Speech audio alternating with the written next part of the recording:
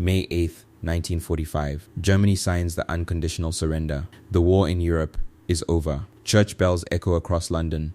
Crowds flood the streets of Paris. Strangers embrace. Soldiers fall to their knees.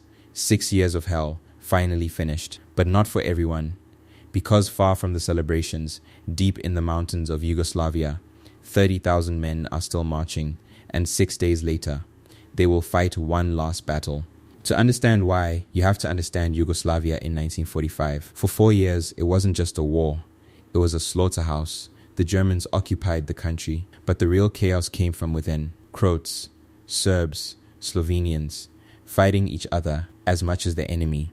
And rising above it all, Josip Broz Tito and his communist partisans. By May 1945, Tito controls Yugoslavia. And for anyone who fought alongside the Nazis, that means one thing: death. So they run. 30,000 men, German Wehrmacht soldiers, Croatian Ustaj fighters, Slovenian Home Guard, form a massive. Their goal is simple: reach Austria, surrender to the British, not to Tito. They believe the British will protect them. They are wrong.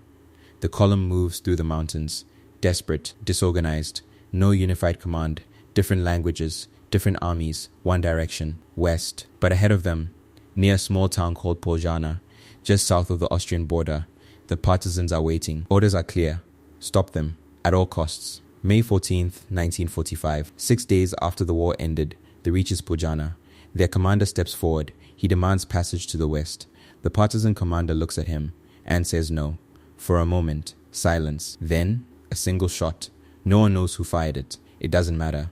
The Battle of Poljana has begun. Artillery erupts.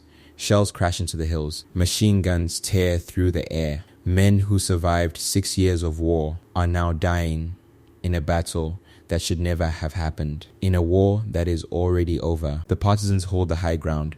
Prepared positions. Clear command. Discipline. Everything the column lacks. The fighting spreads into the afternoon, into the night. That begins to break apart. Men flee into the hills. Small groups scatter in every direction. The countryside turns into chaos. Dozens of skirmishes erupting all at once. By nightfall, hundreds are dead. But the battle continues. Then, morning, May 15, something appears on the road. British tanks. 20 of them. They're not here to fight. They're here to end it. The shooting stops. Commanders rush forward. This is it. Salvation. They've made it. The British will take their surrender. The British will protect them. But the answer comes back cold. No protection. No exceptions. No deal. Only one option remains. Unconditional surrender. To Tito's partisans. The same men they were trying to escape. There is no choice. 4 p.m. May 15th, 1945. White flags rise across the battlefield. The last major battle of World War II in Europe is over. 350 Axis soldiers dead. Around 100 partisan casualties, 6 days after the war officially ended. But what comes next is even darker. Under agreements made at the Yalta Conference, the British hand the prisoners back. Thousands, soldiers, collaborators, civilians, returned at gunpoint. What follows becomes known as the Bleiburg repatriations, mass executions, forced marches, starvation, labor camps. The numbers are still debated. Estimates range into the tens of thousands killed in the weeks following the battle. Men who had survived 6 years of war. Men who had marched 300 miles to surrender to the British. Men who died after the war was already over. The Battle of Poljana is barely mentioned in most Western history books. It happened in a small town most people can't find on a map. It involved armies most people have never heard of, and it ended in a tragedy that Yugoslavia's communist government had every reason to keep quiet. But it happened. 350 men died in a battle that had no reason to exist, in a war that was already won, on a field that history almost completely forgot. The town of Poljana still exists today. It's quiet now.